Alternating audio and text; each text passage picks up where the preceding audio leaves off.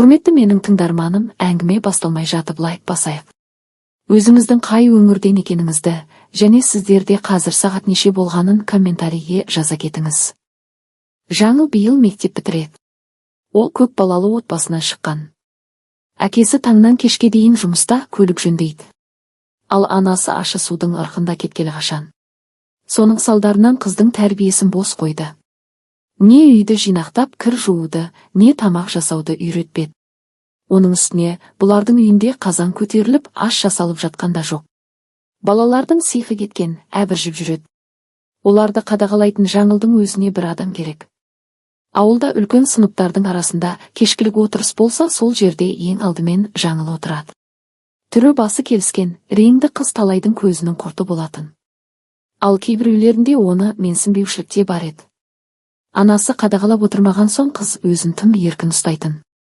Сөйтіп жүргенде өзінен 2-3 жас үлкен Маханмен жақын қарым-қатынаста болып, аяғы ауырлап қалды. Аядай ауылда оқушы қыздың аяғы ауырлап қалғаны бірден-ақ білінер еді. Қыз алғашында ішін тартып байлап жүрді. Құрсақтағы шарана күн өткен сайын өсіп келеді. Сонымен бірге қыздың да іші біліне бастады. Оның аяғы ауыр екенін ел білген соң, мектеп басшылығы да аяғынан тік тұрды. Ал Маханның үйленетін ойы жоқ секілді. Мектептің тәрбие жөніндегі орынбасары қызды жеке шақырып алып әбден ұрысты. Сосын оның кімнен аяғы ауыр екенін білді. Солай мектепке жігіттің анасын шақырды. Ол кісі Жаңылмен сөйлесіп, шындыққа көз жеткізді де үйіне барып отағасымен ақылдасты. Содан кейін олар қызды келін етіп түсіруге дайындала бастады. Жаңылдың қуанышында шек жоқ. Махан оған үйленеді деп ойламағандай. Жігітте үлкендер ұрысқан соң қолымен жасағанды мойнымен көтеретін болды. Үйде үлкен дайындық басталып кетті. Мал сойылып, бауырсақ пісіріп, дастарханның дайындығы қызу болып жатқан. Бүгін кешке келінді алып келу керек болатын. Өздері естері шығып, сабылып жатқанда оларды ойда жоқта жеткен бір хабар одан әрі састырды. Кешке түсіріп аламыз деп отырған келін аяқ асты, толға қысып перзентханаға аттаныпты. Маханның анасы асығыс киініп сол Жаңылдың артынан кетті. Көп өтпей болашақ келін ұл босанып алды. Жігіттің анасы сол жерден орамал салып, 3 күннен кейін келінді шақалағымен бірге үйге алып келді. Осылайша Алтынгүл апай бір күнде енеде, әжеде болды.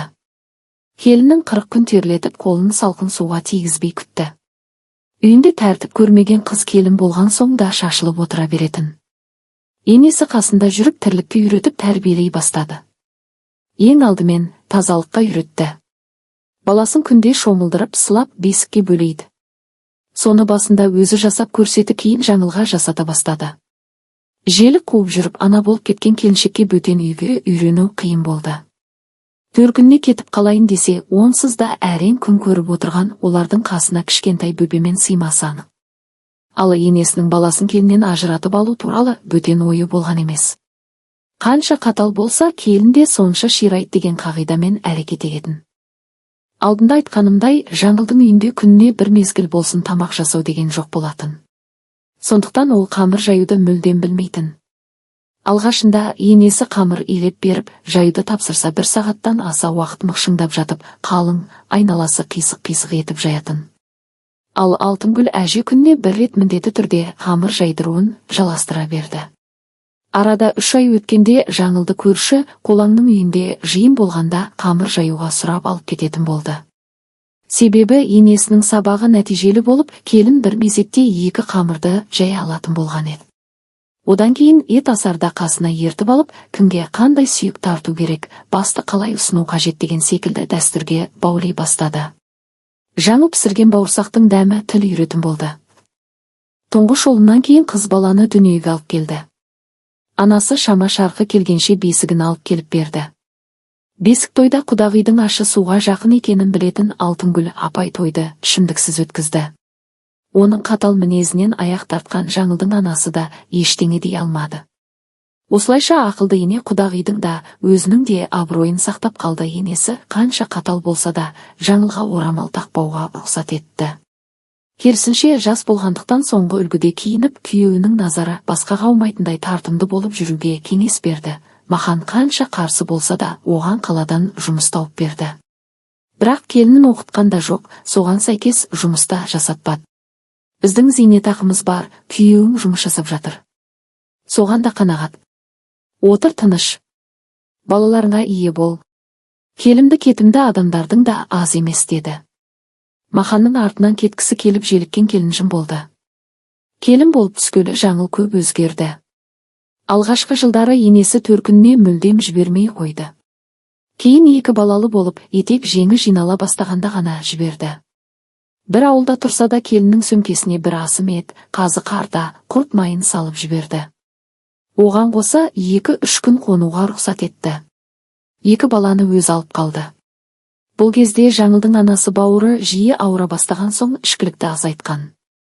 Әйтсе де, үйде әлі де береке жоқ болатын. Үйіне сағынып келген қыз атқораға келгендей сезімде болды. Ол ауылдың дүкеніне інісін жіберіп әк алдырды, бауырларын жинап көрпелерді далаға жайдырды. Сіңілілермен бірге 3 бөлмені әктеп жуып тазалап шықты.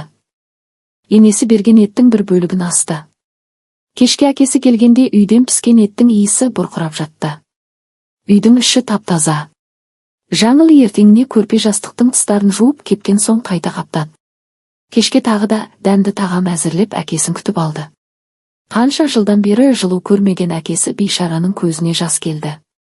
Жаңыл оңашада өсіп қалған 2 сіңілісіне бұлай болмайтынын, олардың болашағы бар екенін, сабақты жақсы оқып, үйді таза ұстау керегенін түсіндірді.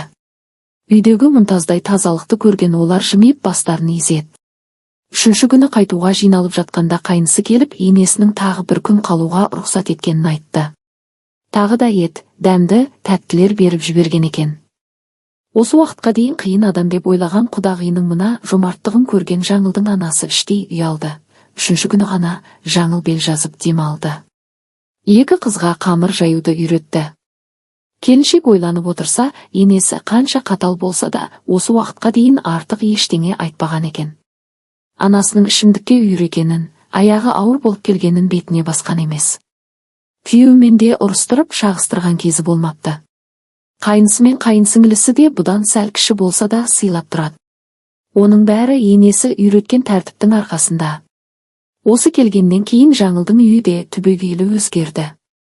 Елге сыйла, абыройлы отбасына айналды. Алтынгүл апай өзі қадағалап жүріп баласына қаладан үй алдырады. Жаңыл тағы да 4 баланың анасы болды. Өкінішке қарай қайынатасы өмірден өтіп кетті. Қайнысы үйленген соң Жаңыл мен Маханға бөлек шығуға рұқсат еткен еді. Кішкентайдан сіздің қасыңызда болдым ғой, апау.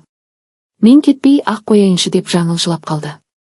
Сонымен жас келін бөлек кетті. Бірақ Алтынгүл апай оны да осынан шығарған емес. Тәртіп баршаға ортақ.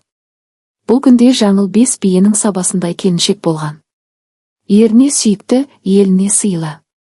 Ол үшін әрине ақылды, дана енесіне алғыс айтады.